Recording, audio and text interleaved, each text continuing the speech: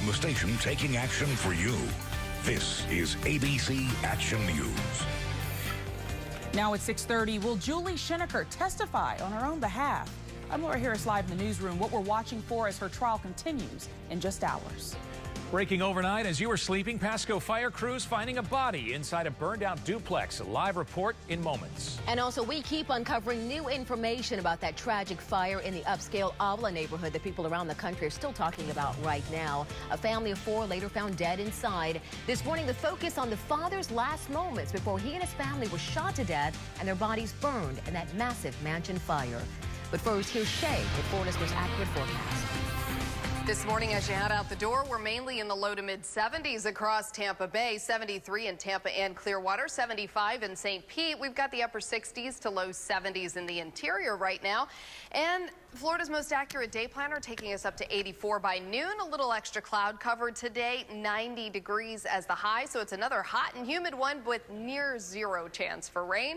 I'll let you know when those rain chances go up for the weekend coming up in just moments. Good morning, Bill. Good morning, Shay, and good morning, drivers. It's a great morning out on the roads right now. 275 in Gandy, heading through St. Petersburg. We're picking up some volume, but everybody is up to speed and taking very good care on the roads. Let's go ahead and show you I-275 and I-175. This is down by the Trop. Boy, the Rays have got to get their act together. Lost 3 in a row. Come on now. We've got a winning traffic pattern, though. Everybody getting through okay. Let's go ahead and take you over to the maps and let you know about an incident right now. Oops, I got to put this into the program. There we go. I'm going to let you know about an incident that we've got happening up in the Odessa area. State Road 54 and Crossings Boulevard. There is a patrol car involved in this one, so obviously you're going to have immediate law enforcement response, but there will be an investigation going on for some time just off to the west of the Veterans Expressway as you're heading south out of there. Also, a reminder that it was 34 years ago today that we had that horrible accident out there on the old Sunshine Skyway, the collapse. 35 people died. Just a terrible, terrible wreck there. I've got a link on my Facebook page to some of the historical articles on that. You can take a look at that by linking over at Bill Logan on the Facebook. And of course, we're following traffic all morning at Tampa Bay Traffic. We also have Captain Al in the air. We've got it covered from all angles. Good morning, Al. Hey, good morning, Bill. I was actually driving back from an Army school in Savannah that morning when the Skyway collapsed, and my buddies who flew helicopters here at Suncoast Helicopters responded. So it was pretty exciting to hear about that flying later on, but what a tragedy for sure, the Summit venture. Well, southbound 275 from Beers through Fletcher, Fowler, and right here at this point, you're looking at a smooth flow. It's getting busy, and for a Friday morning, this is maybe a little bit lighter than usual. That's good news, because just south of me, you hit towards Sly and on toward the interchange with I-4, everything is still without delay. So here, back to the desk. Thank you, Captain Al. Coming up now on 6:33. This morning, as we track that deadly mansion fire where an entire family of 4 was found dead inside, we have several key developments to watch for. Right now, the medical examiner's autopsies are underway and could be completed today. At the end of the day Thursday, the medical examiner's office told us it had completed 2 of those autopsies. We are also hearing this should be the last day for deputies investigating at the scene of that burned out home. Away from that home now, detectives are going over Darren Campbell's financial records to see if those add up to a motive. The sheriff's office is looking at this as a possible murder-suicide. All this as new evidence emerges about the days before this tragedy. We're taking action with continuing coverage of this story for you this morning. Eric Waxer is live for us this morning, digging deeper into this tragedy. Good morning, Eric. Dia, the sheriff's office still is not saying that Darren Campbell is the one responsible for killing his family, but they are saying that everyone in that house was shot and that they did find Campbell's gun in the house and that he purchased several gas cans from a home improvement store. Then there's the fireworks. Yesterday we saw the surveillance video, Phantom Fireworks releasing surveillance video that shows Darren Campbell buying $600 worth of fireworks at the store on East Fowler Avenue on Sunday. The man who sold him those fireworks says there was nothing unusual about his encounter with Campbell or the purchase he made. This is, again, nothing to really be alarmed about as far as any customer coming in to make a purchase.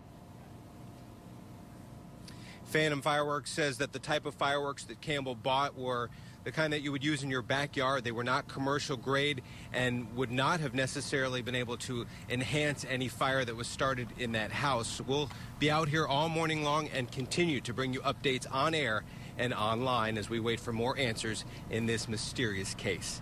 Live in Tampa, Eric Waxler, ABC Action News. Thank you, Eric. And continuing our coverage now of this tragedy, we are hearing from Kim Campbell's father. He told us by phone that the Campbells were a close-knit family, and he never saw something like this coming. I had no reason to believe there was anything wrong. There were no financial problems in their family. They were looking forward to Colin's graduation. He adds that the last time he spoke with his daughter, she was planning a trip to the Kentucky Derby with her girlfriends. We also spoke with neighbors. They told us that there were no red flags that would have alerted them that something was wrong. And we are taking action for you with in-depth coverage of this major story on abcactionnews.com and also on our free mobile apps. Be sure to stay with us for new developments all day long. At 6:35, breaking overnight, Pasco County fire crews right now trying to figure out what started a deadly fire at a duplex in Zephyr Hills. Photojournalist Corey Deerdorf is there live now with the latest update. Good morning, Corey. And good morning from Zephyr Hills, where an entire neighborhood, this entire apartment complex, just in shock this morning. Some even seen out here crying, all just trying to figure out how something like this could happen. And as you can see behind me, the investigation is still ongoing, where they just moved some of those forensic vehicles and the medical examiner's vehicle to block our view. This done so they can more closely examine the victim's body. And just moments ago, we spoke with Pasco Sheriff's Office, and they confirmed that the person found dead inside is a woman. They say investigators from the Sheriff's Office and the State Fire Marshal Office are working to confirm the identity at this time. At 1:45 this morning, Pasco Fire received a 911 call for a duplex fire at the Raintree Apartments on State Road 54 here in Zephyr Hills. When fire rescue arrived on scene, they saw that home fully involved with smoke and flames. When they searched the inside of the home, they made that discovery: one woman dead. Talking to neighbors this morning, they tell us a couple lived inside the home. They also tell us there was a history of violence, even hearing arguments just moments before the fire. They were fighting before I was getting ready to go to bed, and then it quieted down, so I sat down to smoke a cigarette, and I'm watching TV, and above the TV it looks like black spider webs there. So I get up and I go over there and I go, something's on fire. And Justin, my nephew, he goes out the back door and he says the whole next door is engulfed in flames. James tell me he then frantically ran back inside, got everyone out of his home, 3 family members and 2 dogs. He also said when he came outside, he heard the male resident calling out for his girlfriend. We are looking for updates all morning long as this investigation continues, and we'll bring them to you on air as well as online. You can follow me at Corey Deerdorf on Twitter. Also check abcactionnews.com for updates, and we'll bring them to you just as soon as we get them. We're live in Zephyr Hills. Corey Deerdorf, ABC Action News. All right, a much happier story breaking overnight in Tampa. 7 lives saved by a smoke detector. Another reminder of how important it is to have working detectors in your home. Sounds from one prevented a tragedy this morning. That alarm woke up 7 kids, ranging in age from 1 to 18. All 7 got out of that home on Bush Boulevard safely. Hard to believe when you look at the damage there. Unfortunately, the house, as you see, is destroyed. The Red Cross now helping them. In just hours, Julie Scheneker's double murder trial will get going once again. She's a new Tampa mom accused of killing her 2 teenage children. The state has rested its case, and today it's time for the defense to take the spotlight. Laura Harris is live in the newsroom now with what we're expecting today. Dandy, it is day 4 of testimony in this high-profile case that has been getting some national attention.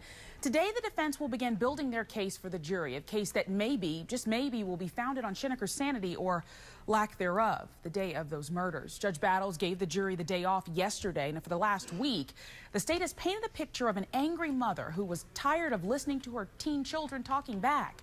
Gruesome post-arrest interviews in Julie Scheneker's own words telling investigators she did kill her children, admitting she was on prescription meds for bipolar disorder and depression, coupling that with excessive drinking. But at this point in the case, the defense won't be arguing if she did or didn't pull the trigger, but rather if she was of sound mind when she did it that day in late January of 2011. And they're hoping to get help through expert testimony.